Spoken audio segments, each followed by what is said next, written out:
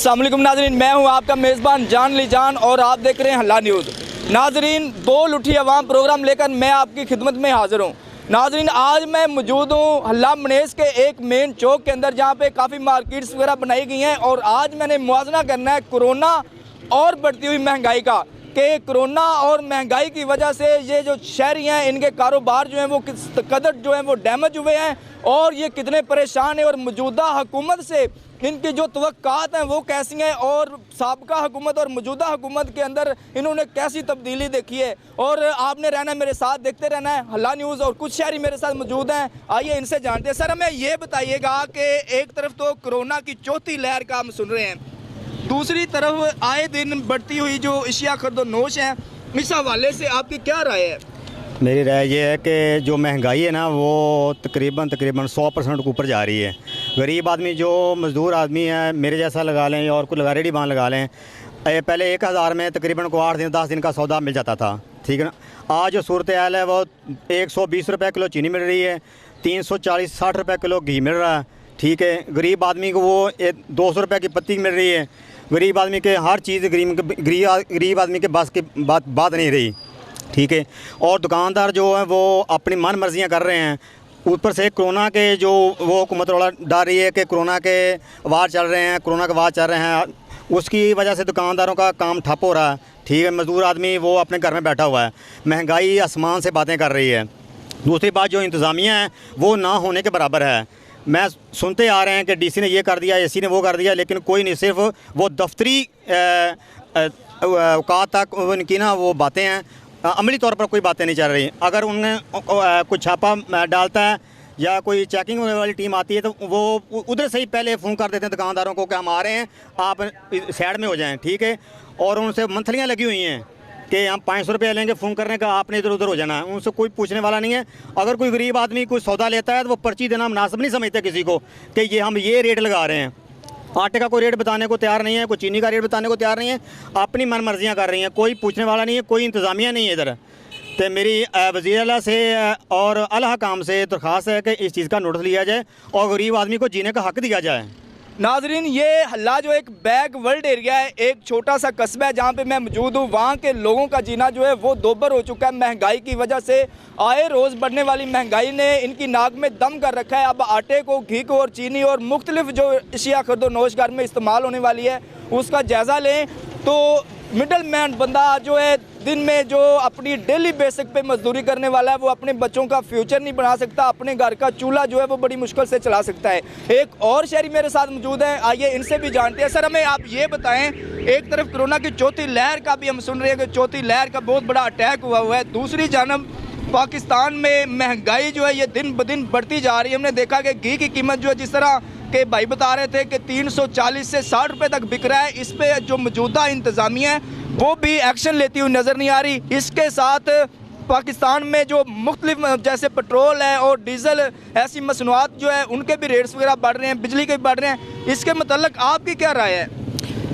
बहुत शुक्रिया जनाब हल्ला न्यूज़ वालों को जो मार्केट में गरीब आवाम की आवाज़ बनने के लिए आए। और सबसे पहले मैं ये बात करूँगा कि महंगाई जो 600-700 रुपये कमाने वाला बंदा है वो जो है किस तरह गुजारा करे।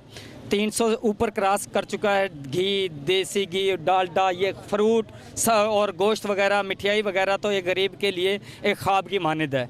वो सिर्फ अपनी आटा, घी, चीनी ये चीज़ें पूरी कर ले तो उसके लिए बहुत बड़ी चीज़ है। ऊपर से आए दिन कोरोना के वार, मार्केटें बंद।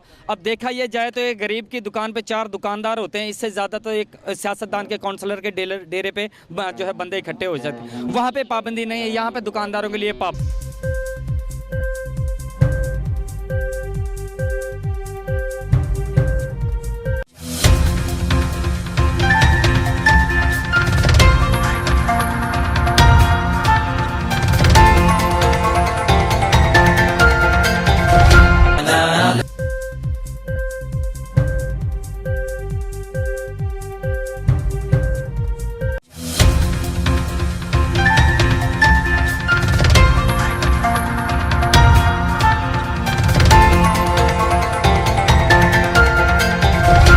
बंदी है, ठीक है।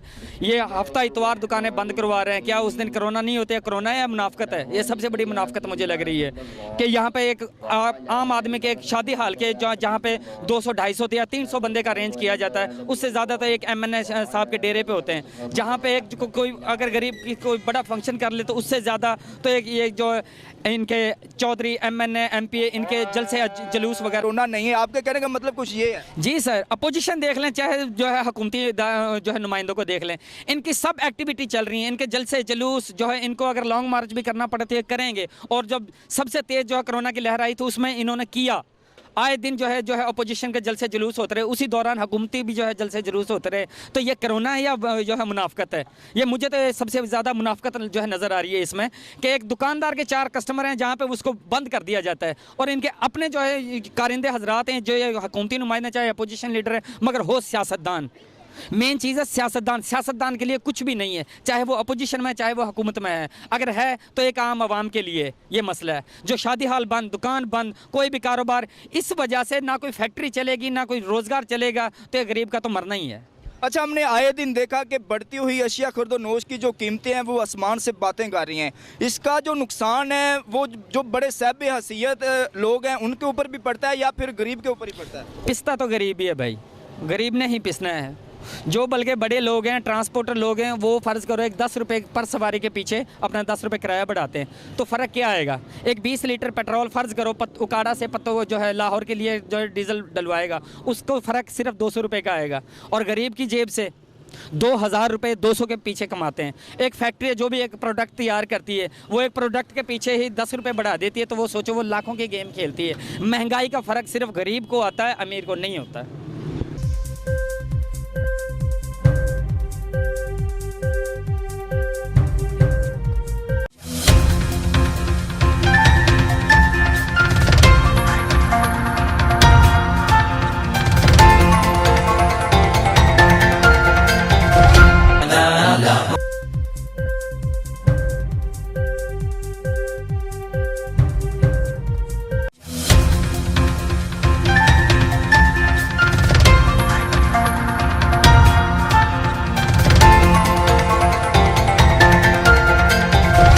नाज़रीन, ये आपने मुआजना करना है। अवाम की जो राय थी वो मैंने आप तक पहुंचाई हल्ला न्यूज़ के तवस्सुल से, कि हल्ला की जो अवाम है वो कितनी जो है महंगाई की चक्की में पिस चुकी है। एक तरफ कोरोना है जिसकी वजह से एजुकेशन डिपार्टमेंट जो है वो भी दरम बरम हो गया, बच्चों के फ्यूचर तो तबाह हो चुके हैं।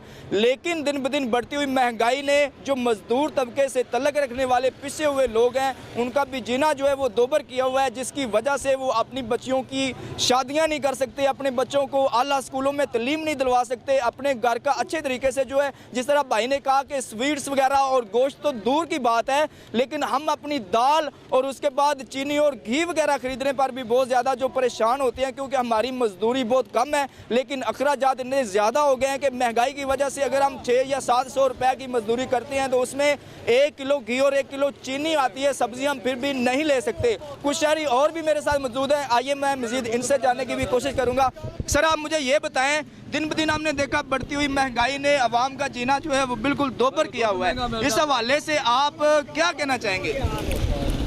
अस्सलाम वालेकुम जी। हल्ला न्यूज़ वालों का थैंक यू कि वो इधर आए, हमारी आवाज़ बने। हम ये बताना चाह रहे हैं कि तकरीबन जब से ये कोरोना का इशू चल रहा है, हमारे दुकानदार इतने अपसेट हैं, इतने परेशान हैं कि हम अब ये अंदाज़ा लगा लें कि टाइम क्या हो चुका है। तकरीबन ज़ोहर का टाइम हो चुका है और अभी तक हमने बिस्मिल्लाह तक नहीं की दुकान पे, अभी तक 10 रुपए तक की यानी कि ना हमने वो सेल नहीं की।